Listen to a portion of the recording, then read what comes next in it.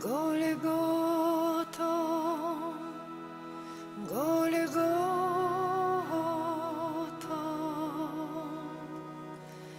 w tej ciszy przebywam wciąż rad, w tej ciszy daleki jest świat, Ty koisz mój ból, usuwasz mój strach, gdy widzę Cię, Zbawco, przez łzy.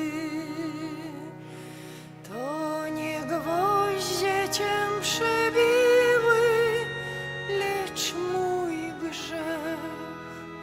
To nie ludzie Cię krzywdzili, lecz mój grzech. To nie gwoździe Cię trzymały, lecz mój grzech. Choć tak dawno to się stało, widziałeś mnie. To nie gwoździe Cię przebiły, lecz mój grzech. To nie ludzie Cię skrzywdzili, lecz mój grzech. To nie gwoździe Cię trzymały, lecz mój grzech. Choć tak dawno to się stało, widziałeś mnie. Ja widzę Cię, Zbawco mój, tam. Tak wiele masz sieńców i ran. Miłości Twej moc zawiodła Cię tam, uwolnić mnie z grzechów i win. To nie gwoździe Cię przebiły, lecz mój grzech. To nie ludzie Cię skrzywdzili, lecz mój grzech. To nie gwoździe Cię trzymały, lecz mój grzech. Choć tak dawno to się stało, widziałeś mnie.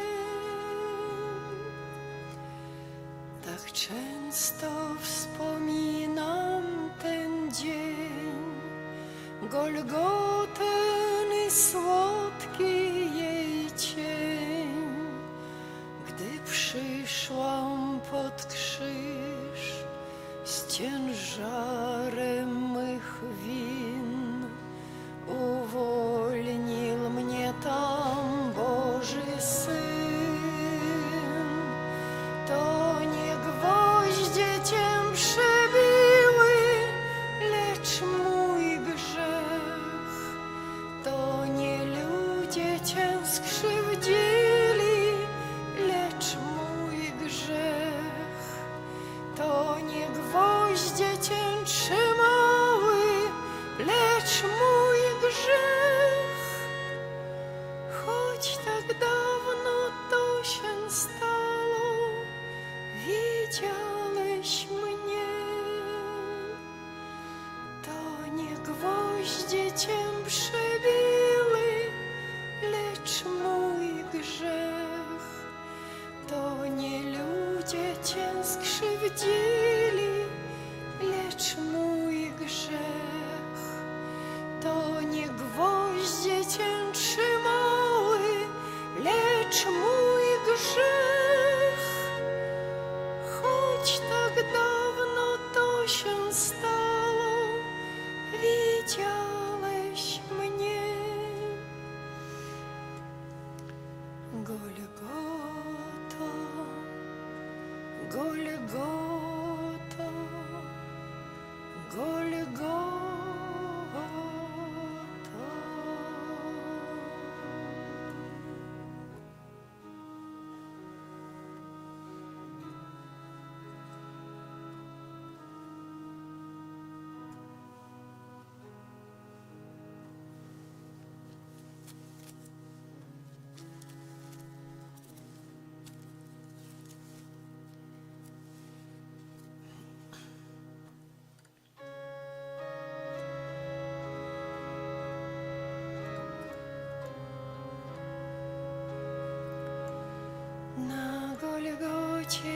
Tyś, Maryjo, w bólu stała, na Golgocie razem z Synem umierała. W swoim smutku, w swym cierpieniu opuszczona, w oczy Syna, co umiera, zapatrzona. Z Tobą, Matko, stać pod krzyżem, chcę w milczeniu. Z Tobą, Matko, w cichym pragnę trwać cierpieniu. Z Tobą, Matko, wszystko przetrwam, wszystko zniosę. Z Tobą, Matko, choć najcięższy krzyż poniosę. Z Tobą, Matko, stać pod krzyżem, chcę w milczeniu.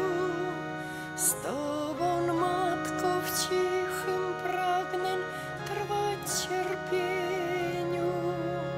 Z Tobą, Matko, wszystko przetrwam, wszystko zniosę. Z Tobą, Matko, choć najcięższy krzyż poniosę.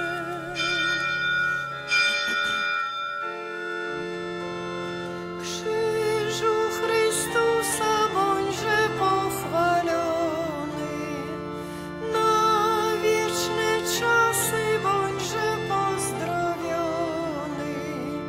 Z Ciebie moc płynie i męstwo, w Tobie jest nasze zwycięstwo. Z Ciebie moc płynie i męstwo, w Tobie jest nasze zwycięstwo. W imię Ojca i Syna i Ducha Świętego. Amen. Pan z wami. I z duchem Twoim.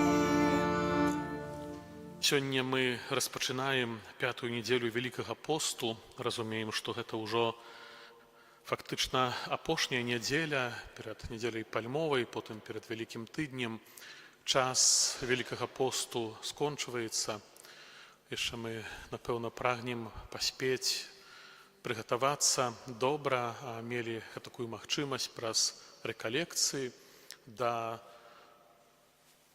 перажывання сакраменту Божай міласэрнасці, сакраменту пакаяння, споведзі.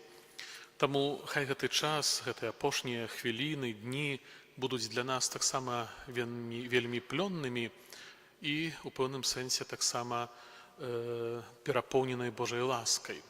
Каб мы на воскліч «Христос уваскрос» усцешыліся і радаваліся вельмі глыбока з той падзеі, дзеля якой трывалі, рабілі пастановы, супрацоўнічалі з Божай ласкі, вучыліся супрацьстаяць спакусам падчас гэтага Великага посту. Ta msza święta jest prowana w intencji za zmarłego Zbigniewa Zabłockiego w 12. rocznicę po śmierci i za zmarłą Kazimierzę. Stojąc przed Panem, przyznajmy się, że jesteśmy słabi i grzeszni. Spowiadam się Bogu Wszechmogącemu i wam, bracie i siostry, że bardzo zgrzeszyłem myślą, mową, uczynkiem i zaniedbaniem. Moje wina. Moja bardzo wielka wina.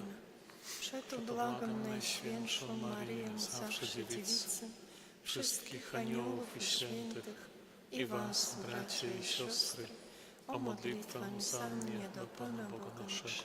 Niech się zmiłuje nad nami Bóg Wszechmogący, odpuściwszy nam grzechy, doprowadzi nas do życia wiecznego. Panie, zmiłuj się nad nami. Panie, zmiłuj się nad nami. Chryste, zmiłuj się nad nami. Chryste, zmiłuj się nad nami. Panie, zmiłuj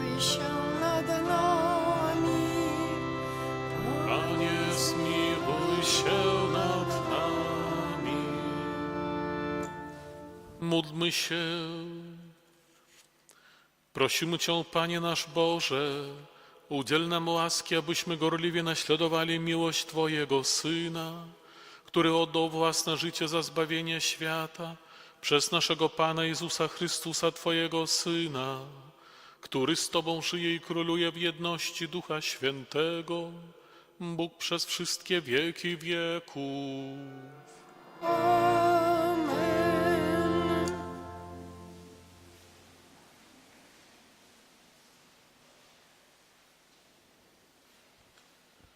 Czytanie kniги proroka Ісаї. Так каже Пан, який зробив шлях у морі і стежку у могутних водах, який вивів колясниці і коні і могутне войска.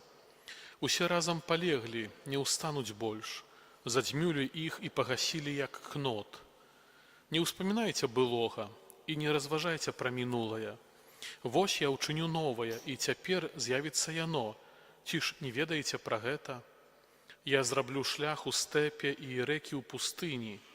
Уславяць мяне дзікія звяры, шакалы і страусы, бо я дам у стэпе ваду, у пустыні рэкі, каб напаіць мой выбраны народ. Гэты народ я стварыў для сябе, ён будзе абвяшчаць маю хвалу.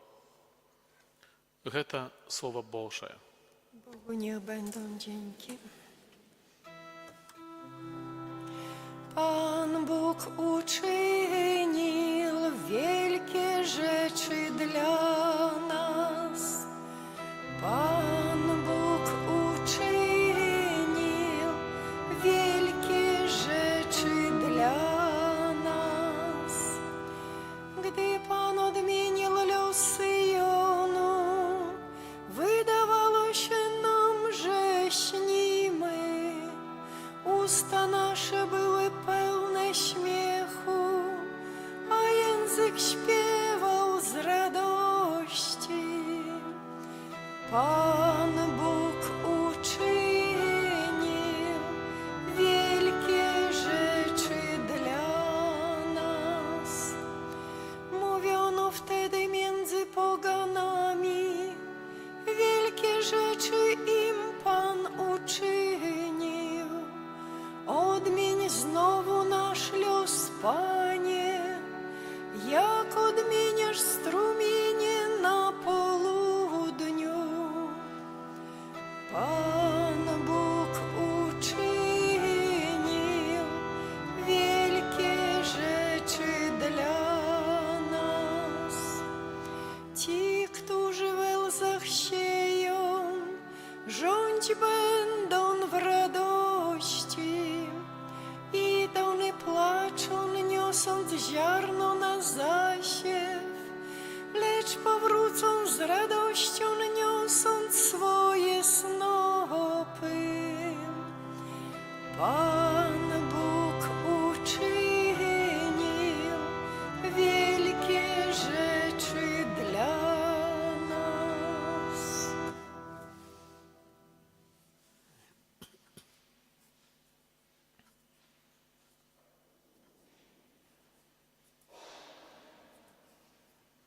Czytanie pierwszego posłania świętego apostoła Pawła do Filipianów.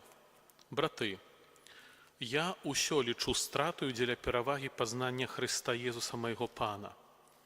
Дзеля Яго я ўсё страціў і лічу смеццем, каб набыць Хрыста і апынуцца ў ім не са сваёю справядлівасцю, якая паходзіць з закону, але з тою, якая паходзіць з веры ў Хрыста, са справядлівасцю ад Бога, заснаванай на веры, каб пазнаць Яго моц Ягоннага ўваскрасення і судзельнічаць у цярпеннях Ягонных, прыпадабняючыся да Ягоннай смерці, каб нейкім чынам дасягнуць уваскрашэння з мёртвых. Не тое, каб я ўжо атрымаў гэта і ўжо стаў дасканалым, але я імкнуся атрымаць тое, дзеля чаго мяне здабыў Хрыстус Езус. Браты, я не лічу, што ўжо атрымаў гэта, але толькі забываю тое, што за мною і сягаю да таго, што наперадзе. Паводле мэты імкнуся да высокага паклікання Божага ў Хрысце Езусе. Гэта Слово Божае. Dzięki. Chwała Tobie, Słowo Boże. Chwała Tobie,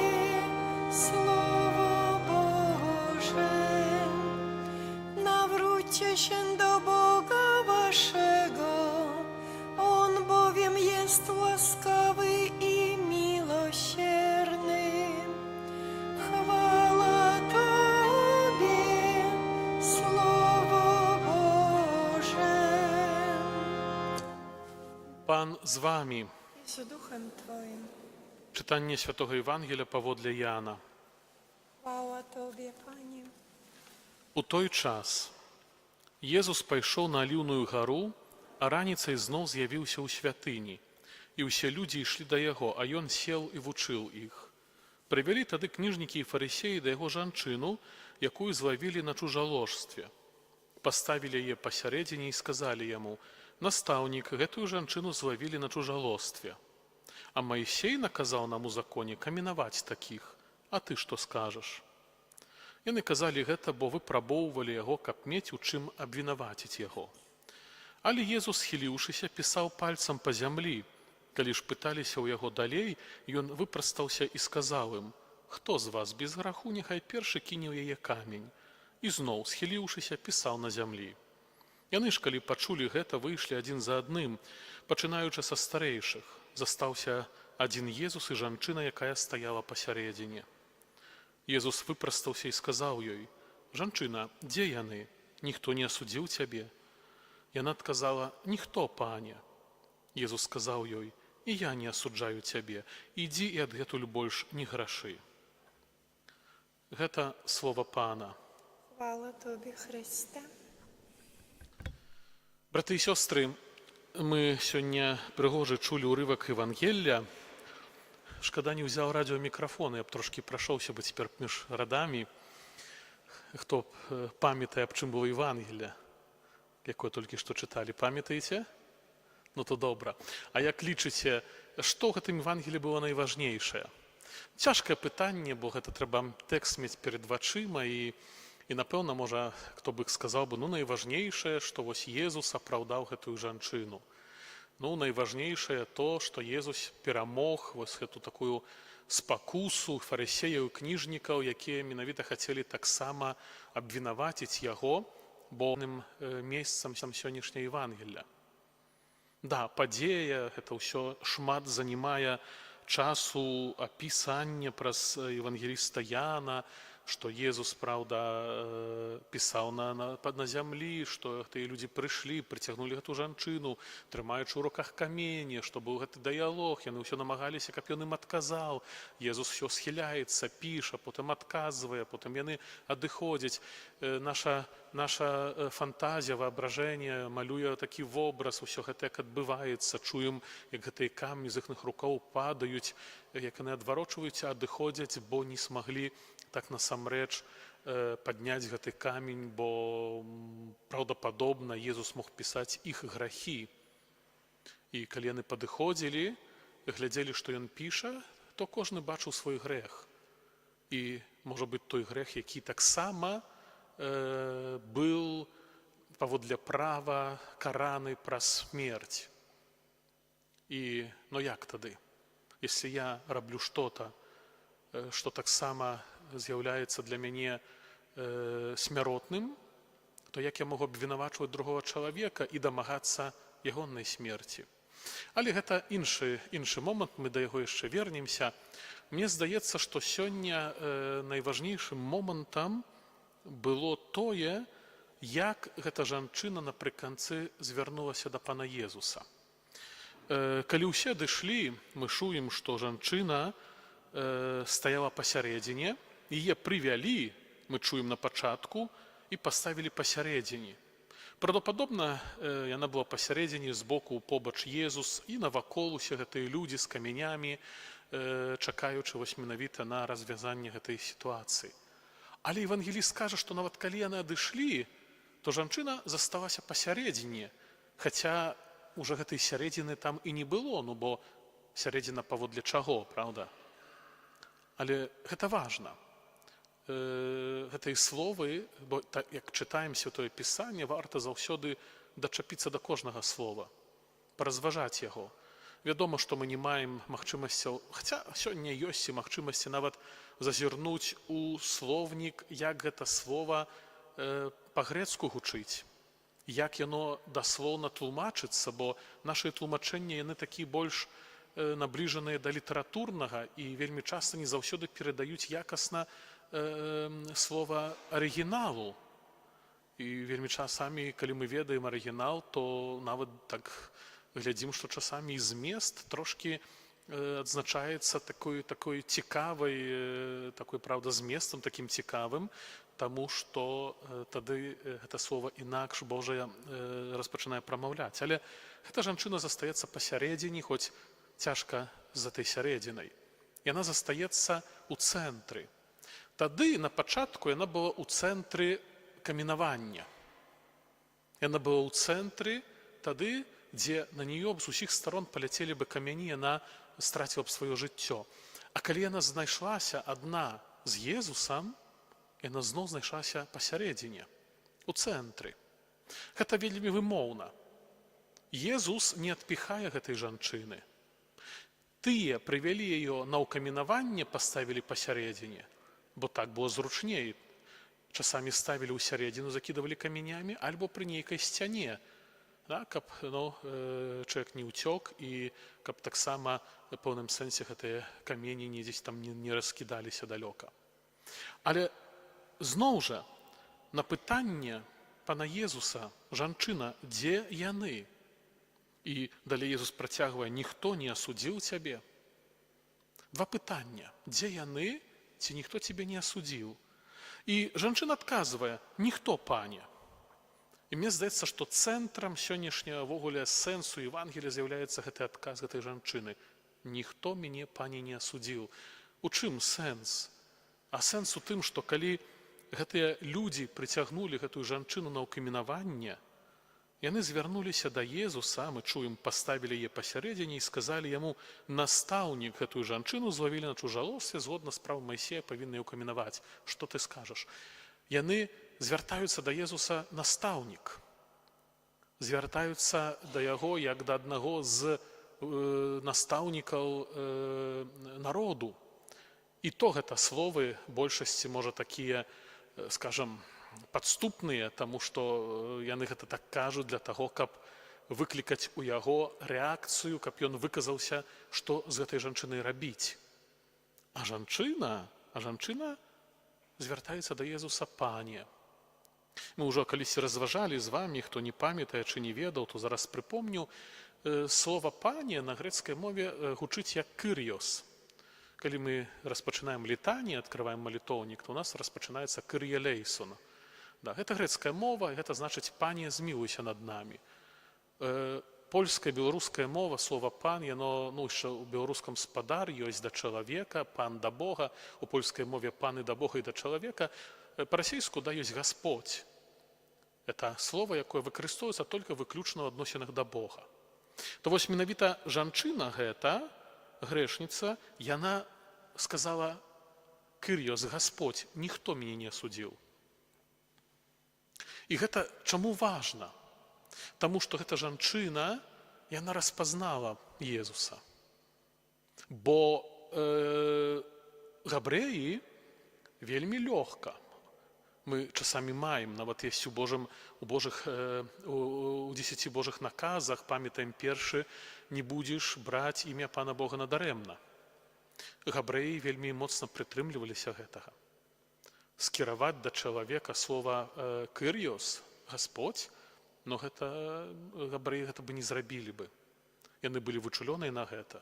З малаком маці ім было пераказана, што гэта нельга, што імя Бога і зварот да стварэння гэтым тытулам не можна рабіць так. Таму тыя людзі, тыя героі Новага Запавету, Евангелія, якія, як мы чуем, звяртаюцца да Езуса праз кырьос, праз пане, гэта тыя людзі, якія мелі перакананне ў тым, што Езус гэта не толькі месія, не толькі прарок, што гэта таксама Бог. І паўстае пытанне: адкуль яна ввогуле гэта ўзяла? Грэшніца, чужаложніца, схопленая на гарачым вучынку. Здаецца, она павінна быць вельмі так далёкая ад Бога, І тут яна, перажываючы, конечно, страшэнныя цяжкія моменты ў свайго жыцця, бо магла вельмі цяжкі, страшны спосаб пазбыцца жыцця, бо каменаванне вельмі часта гэта не было бы хуткая смерць. Магло, конечно, камень прыляцець у галаву, чалавек згубіў прытомнасць і памёр, але часамі чалавек кідалі гэтымі камянямі не заўсёды так у галаву, кідалі па целу. Чалавек паміраў ад болю, ад страшэнных цёсаў і фактычна вельмі такой мучанічскай смерцю, бо гэта не была смерць, праўда, хуткая. І яна вось-вось ацёрлася аб тым, каб ужо аддаць жыццё. І адкуль жа ж? Але пачатак Евангелія сённяшняга фрагмента мы чуем вельмі цікавы, бо то, што я казаў на пачатку, што варта заўсёды да кожнага слова прычапіцца ў Бібліі, паразважаць, нема слоў у Святым Пісанні, якія не маюць сэнсу. Яны на першы погляд могуць быць, напісаў, сказаў аўтар, евангеліст, сказаў, што ж там. Але не. У кантэксце сённяшняга выдарэння евангелічнага кожнае слово мае значэнне, а пачатак сённяшняга фрагменту распачынаецца, што Езус пайшоў на Аліўную гару, а раніцай зноў з'явіўся ў святыні. Усе людзі ішлі да яго, і ён сеў і вучыў іх. Што Езус рабіў на Аліўнай гары? Езус маліўся усю ноч, бо перад гэтым таксама вучыў людзей. І потым, калі прыйшоў вечар, ноч, ён адышоў на Аліўную гору. Гара ў Бібліі, мы ведаем, з'яўляецца сімвалам сустрэчы з Богам. Шмат падзеяў у гісторыі народу выбранага адбывалася на гары. Там на гары Маісей атрымаў 10 наказаў, там адбывалася перамяненне панскае, там прарок Ілля перажыў сустрэчу з Богам. Шмат выдарэнняў, падзеяў, дзе менавіта з гары і на гары дзейнічала Божая моц, сустрэча Бога з чалавекам і чалавека з Богам. І Езус, мне так здаецца, Евангелие пра гэта не кажа, ён маліўся ўжо за гэтую жанчыну. Мы не ведаем, як выглядала гэта размова з Айцом Нябесным, не ўсе гэтыя малітвы, не ўсе размовы дадзена нам ведаць, бо некаторыя ведаем, запісаныя. І мне здаецца, што ён маліўся. Ён ведаў, што зрана адбудзецца. Ён прасіў, быць можа, Айца Нябеснага, каб таксама гэтую жанчыну, якая чужаложыць, якая жыве ў граху, но адкупленне ад граху яшчэ не адбылося, бо яшчэ не было смерці ў васкрасення Пана Езуса. Але каб гэта жанчына, дзякуючы яго будучай муцы, была ўжо сёння вызвалена з-пад улады сатаны. Мы гэта маем у дары, бо Езус нам гэта пакінуў. Раз у гісторыі здарылася, і больш гэта ўжо не адбудзецца, гэта трывае вечна. Але да смерці, мукі Пана Езуса людзі былі ў няволі граху і смерці. Не было ім магчымасці увайсці ў рай. Рай быў зачынены з прычыны першароднага граху, а потым з прычыны нашых грахоў, прыватных, асабістых. І кожны грэх, які мы чынім, ён заслугуе на смерць. Кожны з нас сёння павінен мець па 1000, па 5, па 10 тысячаў смяротных прысудаў, бо кожны грэх менавіта з'яўляецца прычынай духоўнай смерці чалавека. І толькі сакрамент пакаяння, які нам даў Езус, вызваляе нас ад кары, ад наступстваў непрабачэння, ад наступстваў пакарання за гэты грэх. Наступствы граху яны застаюцца, бо наступствы граху мы просім Бога, калі адракаемся ад таго граху, які мы ўчынілі. Это можам зрабіць падчас сакраменту споведзі, часамі гэта робім пасля. Бо ведаеце, каб так разумелі, што я маю на ўвазе, як мы каго-то праклялі, як мы каму-то што-то кепска сказалі, злосці, у паданерваванні. І мы прыходзім да споведзі, кажам, закляла, пракляла, там, не знаю, сына, мужа, жонку, у нервах, шкадую за гэта, перапрашала, але сталася. І падчас сакраменту споведзі Бог прабачае гэты грэх, но наступствы яны застаюцца. Наступствы застаюцца. З чым это можам параўнаць? Гэта можам параўнаць, напрыклад, як з вірусам. Хто-то чихнуў, мы прайшлі міма, падхапілі гэты вірус, і ён у нас ёсць. Мы можам потым распачаць пяць лекі, антыбіотык, ці там якія супрацьвірусныя, але наступствы яны ёсць.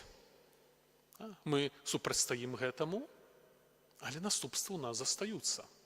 Мы потым маем гарачку, можам ляжаць, можам набыць кепска, можа нам ламіць косці, в залежнасці, чым хварэем. Але з таго, што мы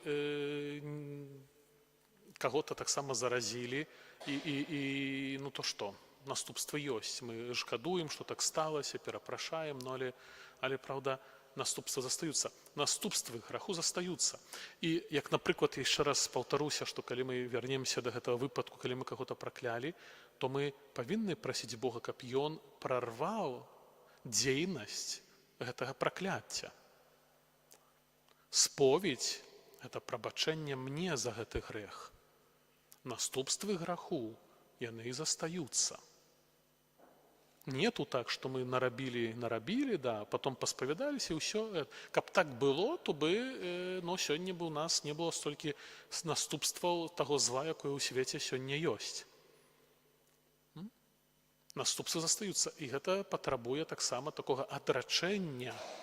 Калі мы ўвайшлі ў некае судзенне за злом канкрэтна, праз праклён, праз нейкія іншыя рэчы злыя, ёсць грахі, праўда, якія канкрэтна дазваляюць злому духу дзейнічаць, то мы павінны ад гэтага адрэчціся. І Езус, бачучы, што зрана будзе гэта выдарэнне з гэтай жанчынай, просіце, не здаецца Айца Нябеснага аб тым, чтоб ён вызваліў яе з наступстваў тых грахоў, якое яна чыніла. Насколькі гэта важна сёння для нас, таму што мы перад тым, як сёння яшчэ прыйшлі ў касцёл, перад тым, як яшчэ мы прыступілі да канфесіянаў, да споведзі, Езус уже за нас прасіў у Айца. Езус ужо звяртаўся да яго, ведаючы, што мы прыйдзем у сваіх слабасцях. І сёння, калі мы сюды прыходзім, если маем гэта шчырае прагненне быцця з Езусам, то мы яго прысутнасць распазнаем. І тады словы, якія мы кажам падчас малітвы, сёння шмат будзем раз казаць «Пане Божа», «Пан Бог», то гэтыя слова не будуць выключна толькі словамі, якія мы ведаем на памяць, і будзем паўтараць на аўтамаце, нават у пэўным сэнсе не звяртаючы на гэта ўвагу, бо яны будуць у малітве, у «Отче наш», у нейкай іншай другой, якую ведаем на памяць, нават гэта вельмі адбываецца часта аўтаматычна. Гэта жанчына, яна атрымала ад Бога ласку распазнання Езуса. Гэта вельмі важна. Чаму? Таму што Езус ей потым скажа: «Ніхто цябе не асудзіў, і я не асуджаю цябе. Ідзі і адгэтуль больш не грашы». Ідзі і адгэтуль больш не грашы. Езус не асуджае яе. Езус ввогуле ніколі не асуджае чалавека. Таксама нам трэба гэта вельмі добра зразумець. Езус ніколі не асуджае чалавека. Езус асуджае грэх, які мы робім. Мы лёгка чалавека асуджаем за то, што ён учыніў. Як хто-то нас пакрыўдзіў, то мы ўжо асуджаем гэтага чалавека. Як хто-то нам што-то кепскае зрабіў, то мы ўжо гэтага чалавека клянем. І гэта наша памылка, гэта наша глупота. Таму што мы тады клянем і асуджаем таго, каго Бог стварыў як сваё дзіця і стварыў добрым. Это як, праўда, прыйсці і сказаць, не знаю, там муж прыходзіць да сваёй жонкі і кажа: «Наши дзеці кепскія, плохие, я не хотел таких, чи такого, чи такую дачку, чи сына». І будзем казаць, што вось ён такі, да это... Кто-то скажа: «Ну, глупота, с ума сошел? Ну, як ты на сваё дзіця так кажаш, з твоей плоці і крові?» То, што мы робім, асуджаючы другого чалавека, мы робім менавіта так толькі перад Богам. І Езус, калі ёй кажа, што я не асуджаю цябе, хаця фактычна паводле права павінен быў Езус яе асудзіць. Гэтага дамагаліся менавіта фарысеі і кніжнікі. Гэтага дамагаліся. А Езус не асуджае, бо у Божай педагогіцы не было ніколі, нават у старым запавеце, што Бог асуджае чалавека. Бог асуджае грэх, кепскі ўчынак.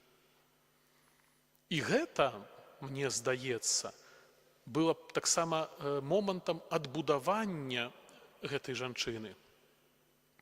Адбудавання гэтай жанчыны. І калі мы так будзем разумець падыход Бога да нас, то мы не будзем сябе тады абвінавачваць.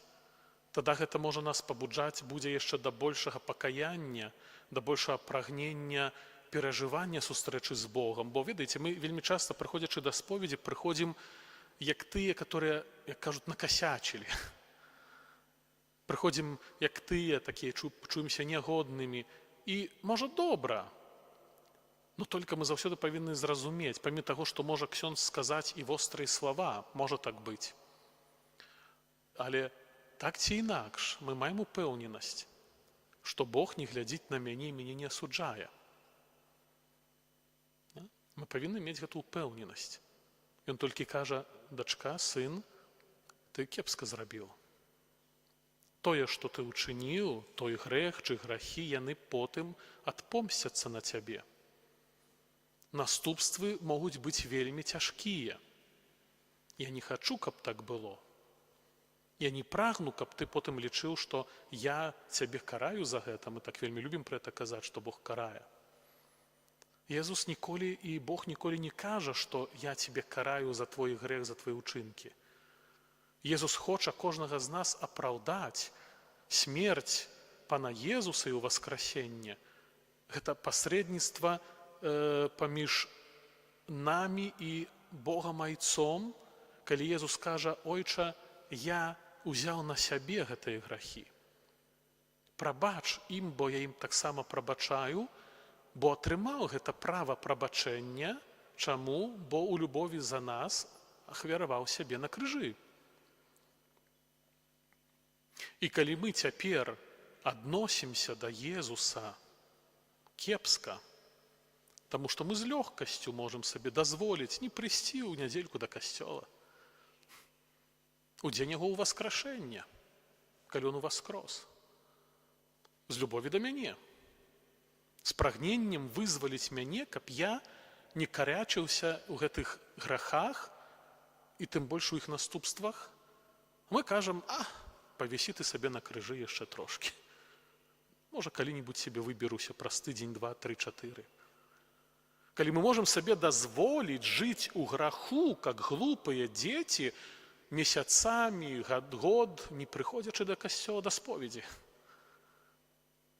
То есть, зразумейте, насколько это безумно.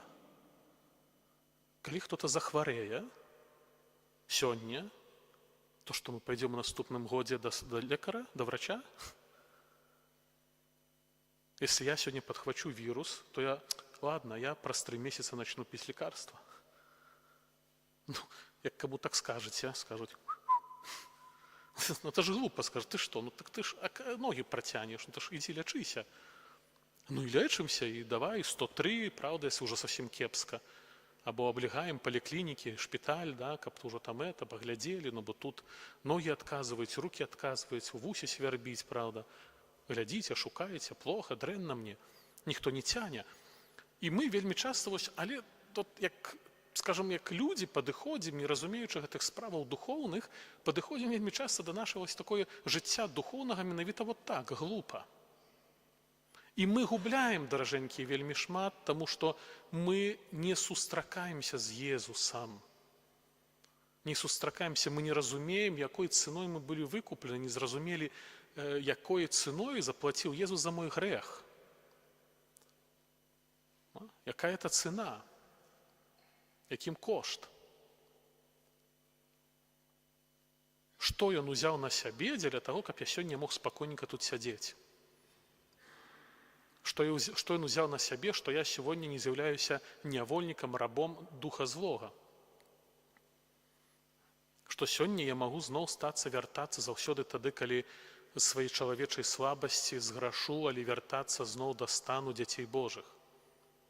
Гэта трэба вельмі добра і якасна зразумець. І Езус кажа гэтай жанчыне: ідзі, я не асуджаю цябе, але адгэтуль больш не грашы.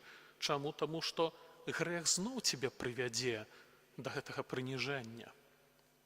Грэх зноў цябе прывядзе да небяспекі згубіць жыццё, і не толькі гэта зямное, бо цябе могуць зноў каменаваць, але і перш за ўсё гэта вечнае. Таму прагнем гэты апошні тыдзень Вялікага посту, значыць такі апошні актыўны тыдзень, поўны, не лічачы ўжо Вялікага тыдня, але каб мы скарысталіся вельмі якасна, добра з гэтага часу і насамрэч зразумелі, што наш зварот да Бога – гэта ягонны дар.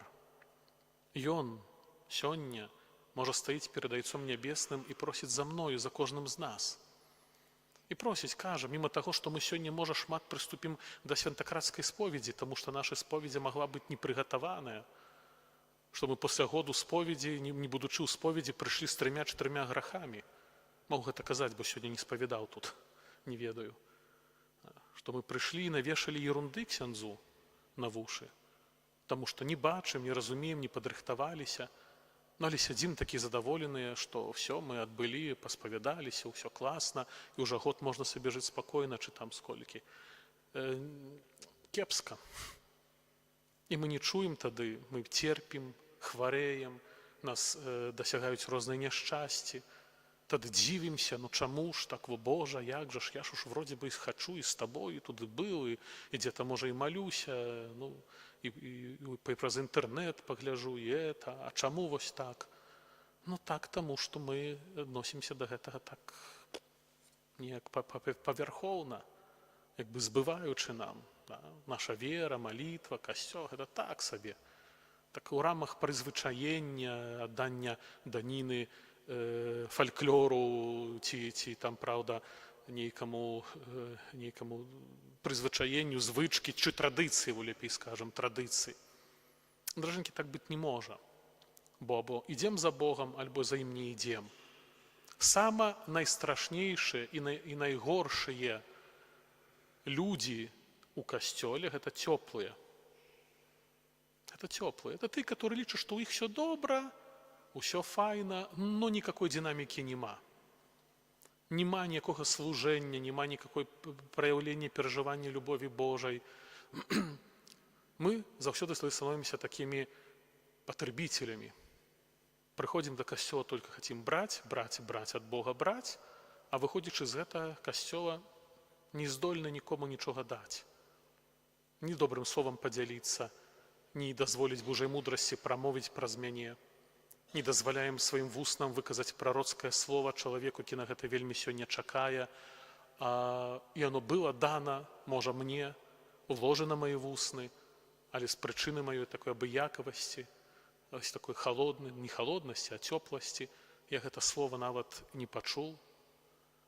І потым Бог спытаецца, он не спытаецца у мяне, сколькі раз ты прапусціў, чи схадзіў да касцёла.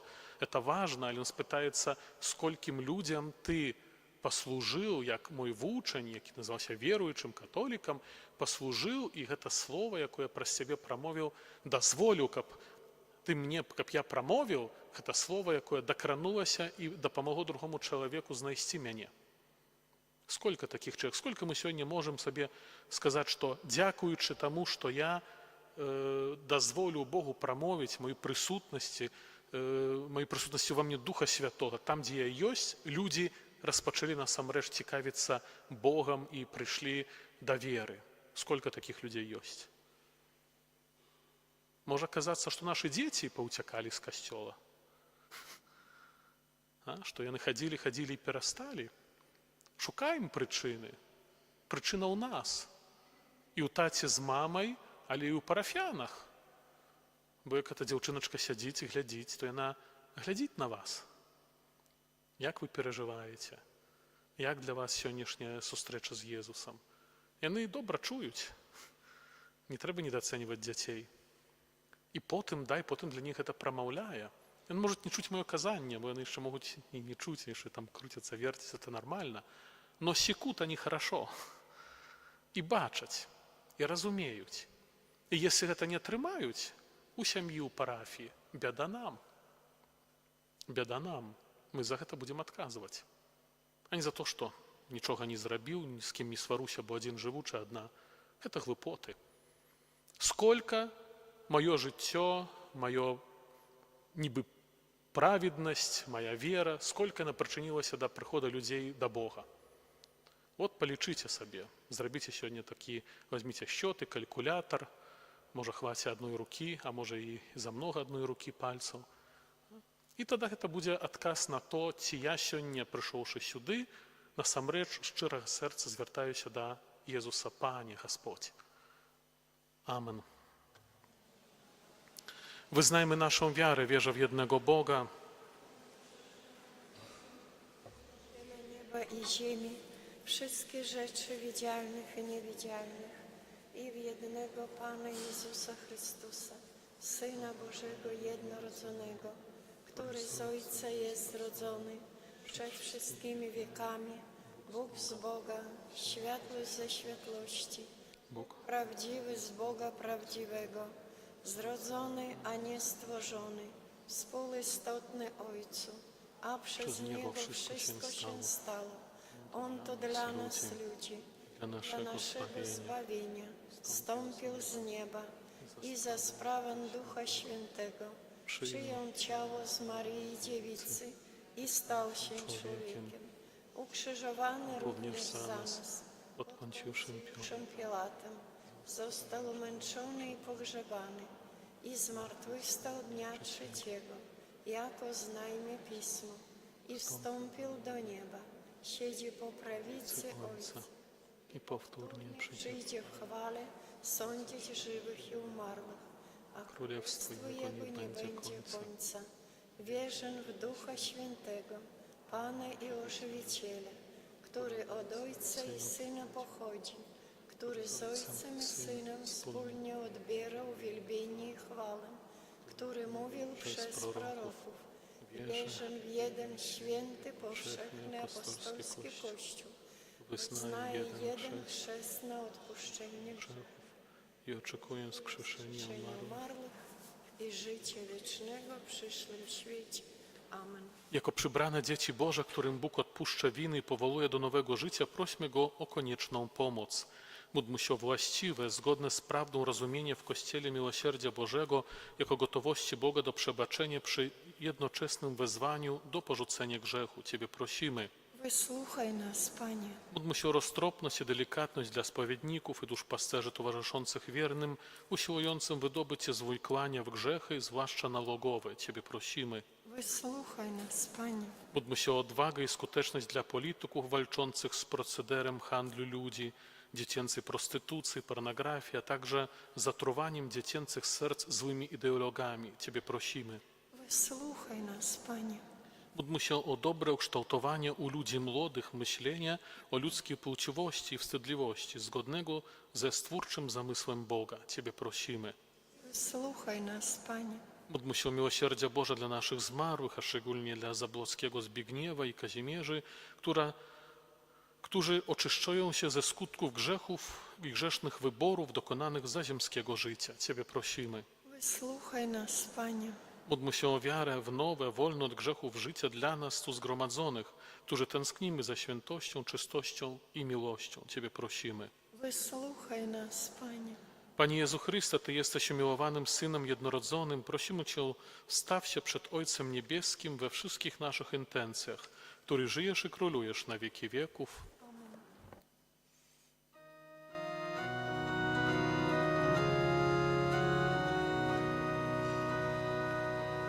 Oto Jezus umiera, uważaj grzeszniku, śmierć mu oczy zawiera, zapłać nie w dzień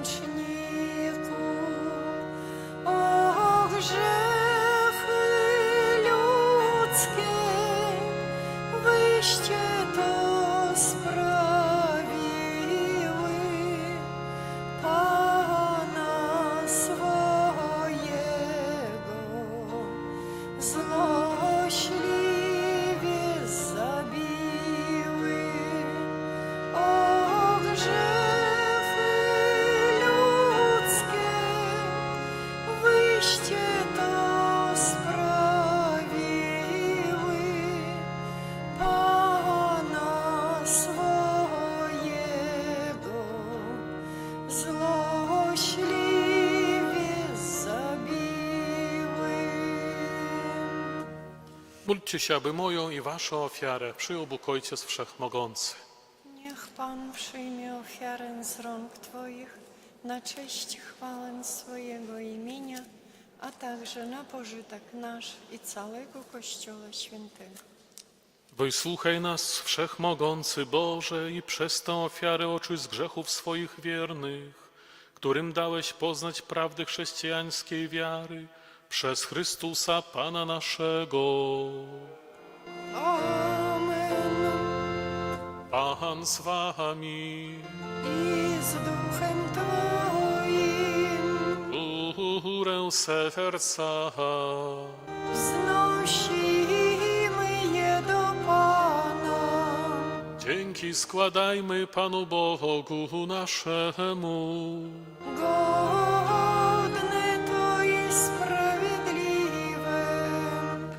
Zaprawdę godne to jest sprawiedliwe, słuszne i zbawienne, abyśmy zawsze składali dziękczynienie Tobie, miłosierny Ojcze, Wszechmogący Boże, Królu wiecznej chwały. Ty nam dajesz czas łaski i zbawienia, abyśmy oczyścili serca od nieuporządkowanych przywiązań i wśród spraw doczesnych troszczyli się przede wszystkim o wieczne zbawienie. Dlatego z aniołami wszystkimi świętymi wysławiamy Ciebie, razem z nimi wołając. Święty, święty, święty, Pan Bóg zastępów, pełne są niebiosa i ziemia chwały Twojej. Hosanna na wysokości, błogosławiony, który idzie w imię Pańskie. Hosanna na wysokości. Zaprawdę święty jesteś, Boże, źródło wszelkiej świętości, dlatego stajemy przed Tobą, zjednoczeni z całym Kościołem, uroczyście obchodzimy pierwszy dzień tygodnia, którym Jezus Chrystus zmartwychwstał, zesłał apostołów Ducha Świętego. Przez Chrystusa prosimy Ciebie, Wszechmogący Boże. Uświęć te dary mocą Twojego Ducha, aby stały się dla nas ciałem i krwią naszego Pana Jezusa Chrystusa. On to, gdy dobrowolnie wydał się na mękę, wziął chleb i dzięki Tobie składając, łamał i rozdawał swoim uczniom, mówiąc: bierzcie i jedzcie z tego wszyscy. To jest bowiem ciało moje, które za was będzie wydane.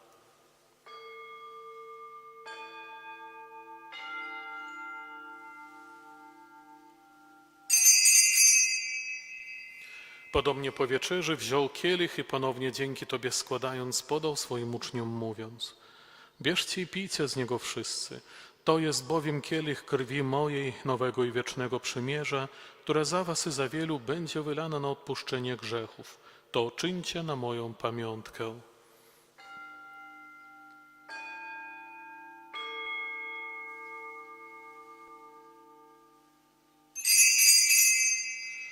Oto wielka tajemnica wiary. Głosimy śmierć Twoją, Panie Jezu, wyznajemy zmartwychwstanie i oczekujemy Twego przyjścia w chwale. Wspominając śmierć i zmartwychwstanie Twojego Syna, ofiarujemy Tobie, Boże, chleb życia i kielich zbawienia i dziękujemy, że nas wybrałeś, abyśmy stali przed Tobą i Tobie służyli. Pokornie błagamy, aby Duch Święty zjednoczył nas wszystkich, przyjmujących ciało i krew Chrystusa. Pamiętaj, Boże, o Twoim Kościele na całej ziemi. Spraw, aby lud Twój wzrastał w miłości razem z naszym papieżem Franciszkiem, naszym biskupem Włodzimierzem oraz całym duchowieństwem. Pamiętaj także o naszych zmarłych braciach i siostrach, którzy zasnęli z nadzieją zmartwychwstania, o Zbigniewu i Kazimierze i o wszystkich, którzy w Twojej łasce odeszli z tego świata. Dopuść ich do oglądania Twojej światłości. Prosimy Cię, zmiłuj się nad nami wszystkimi i daj nam udział w życiu wiecznym z Najświętszą Bogorodzicą Dziewicą Maryją, ze świętym Józefem, jej oblubieńcem, ze świętymi apostolami, świętym Michałem Archaniołem i wszystkimi świętymi, którzy w ciągu wieków podobali się Tobie, abyśmy z nimi wychwalali Ciebie przez Twojego Syna Jezusa Chrystusa. Przez Chrystusa, z Chrystusem i w Chrystusie, Tobie, Boże Ojcze Wszechmogący, w jedności Ducha Świętego, wszelka cześć i chwała przez wszystkie wieki wieków. Amen. Nazywamy się dziećmi Bożymi i nimi jesteśmy, dlatego ośmielamy się mówić. Ojcze nasz, któryś jest w niebie, święć się imię Twoje, przyjdź królestwo Twoje, bądź wola Twoja, jako w niebie, tak i na ziemi.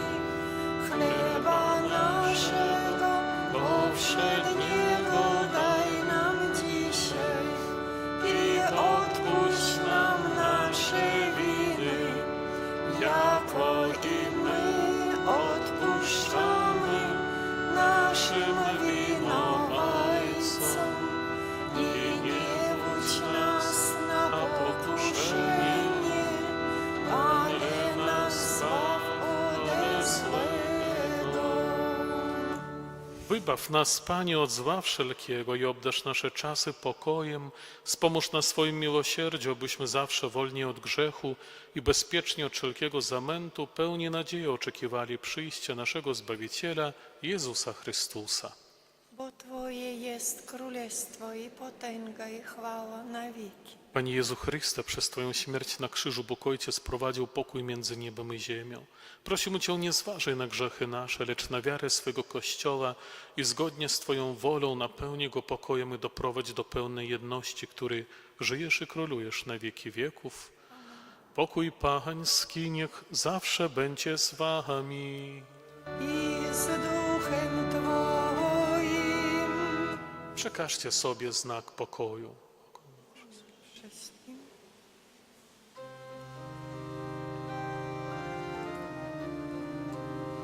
Baranku Boży, który gładzisz grzechy świata, zmiłuj się nad nami. Baranku Boży, który gładzisz grzechy świata, zmiłuj się nad nami.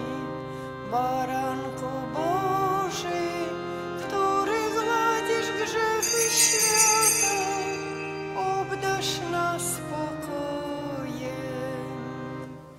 Oto baranek Boży, który gładzi grzechy świata, błogosławieni, którzy zostali wezwani na Jego ucztę.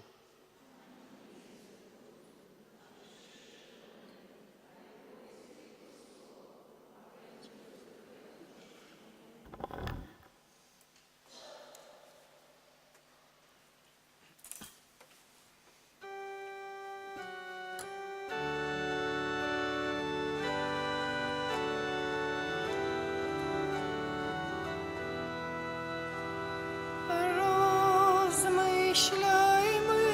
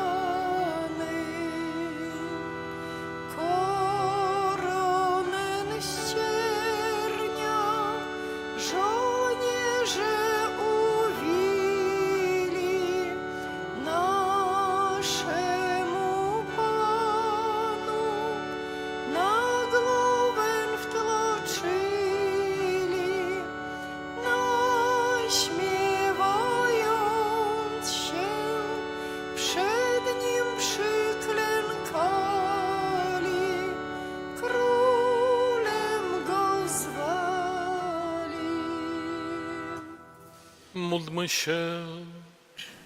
Wszechmogący Boże, prosimy Cię, abyśmy zawsze byli żywymi członkami Chrystusa, którego ciało i krew przyjmujemy przez Chrystusa Pana naszego.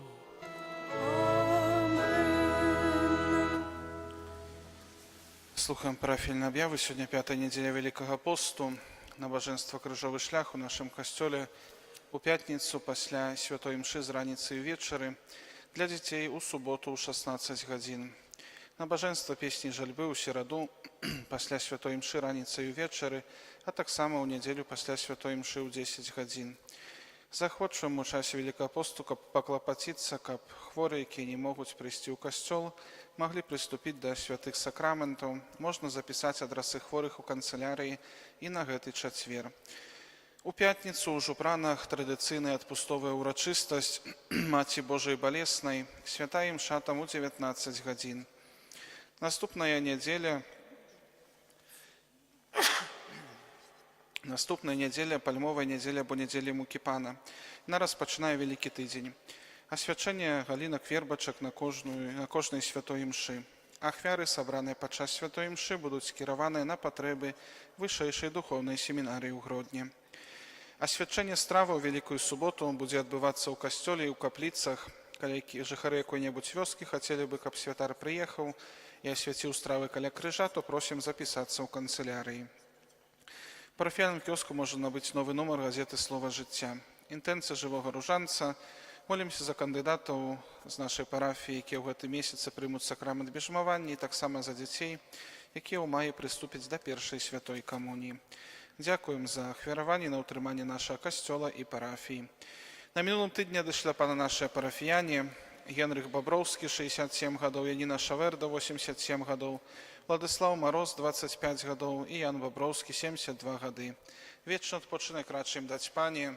А światłość wieku ista niech im świeci, niech odpoczywają w pokoju wiecznym. Вечны адпачынак рачы ім даць Пане. А światłość wieku ista niech im świeci, niech odpoczywają w pokoju wiecznym. Вечны адпачынак рачы ім даць Пане. А światłość wieku ista niech im świeci, niech odpoczywają w pokoju wiecznym. Amen. Даверым нов распачаты тыдзень у нашу парафію Маці Божай Яснагорскай. Памолімся за кандыдатаў з нашай парафіі, якія ў гэтым месяцы прымуць сакрамент бежмавання, і таксама за дзяцей, якія ў маі прыступяць да першай святой камуніі. Под Твою обронę. Uciekamy się, święta Boża Rodzicielko, naszymi prośbami racz nie gardzić w potrzebach naszych, ale od wszelakich złych przygód racz nas zawsze wybawić. Panno chwalebna i błogosławiona, o Pani nasza, orędowniczko nasza, pośredniczko nasza, pocieszycielko nasza, Synem swoim nas pojednej, Synowi swojemu nas polecaj, swojemu Synowi nas oddał. Maryjo Pani Jasnogórska, Módl się za nami. Maryjo Pani Jasnogórska, Módl się za nami. Maryjo Pani Jasnogórska. Módl się za nami. Жадаем всім пабожнага і плённага перажывання новага тыдня, які распачнем, і на гэты тыдзень прымем Божае благаслаўленне. Pan z wami. I z duchem Twoim. Niech was błogosławi Bóg Wszechmogący, Ojciec i Syn i Duch Święty. Amen. Idźcie w pokoju Chrystusa. Bogu niech będą dzięki.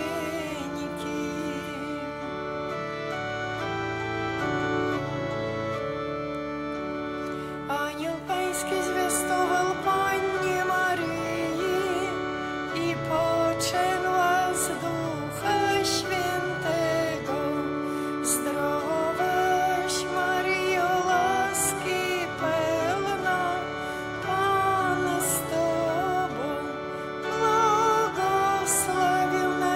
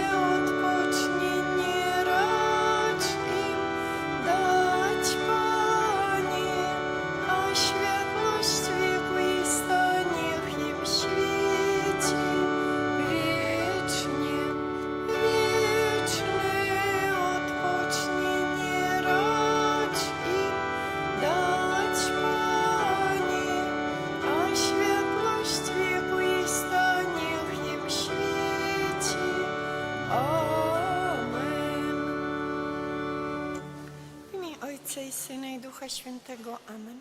Niechaj będzie pochwalony Przenajświętszy Sakrament, prawdziwe ciało i krew Pana naszego Jezusa Chrystusa.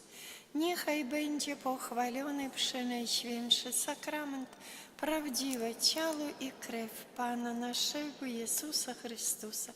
Niechaj będzie pochwalony Przenajświętszy Sakrament, prawdziwe ciało i krew Pana naszego Jezusa Chrystusa, teraz i zawsze i na wieki wieków. Amen. Święty Michale Archaniele, broni nas w walce przeciw niegodziwości i zasadzkom złego ducha, bądź nam obroną. Niech go Bóg pogromi, pokornie prosimy, a Ty, wodzu niebieskich zastępów, szatana i inne duchy złe, które na zgubę dusz krążą po świecie, mocą Bożą strąć do piekła. Amen. W imię Ojca i Syna i Ducha Świętego. Amen.